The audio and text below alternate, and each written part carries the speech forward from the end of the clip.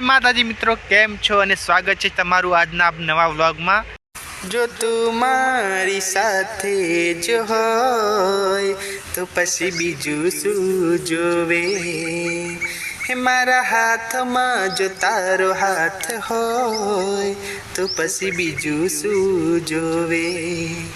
તું મારા દિલમાં તું ધડકનમાં વસી ગઈ છે તન મનમાં। હે મારી હામાં જો હા તારી હોય તો પછી બીજું શું જોવે। હે તારા નામ પાછળ મારું નામ હોય તો પછી બીજું શું જોવે।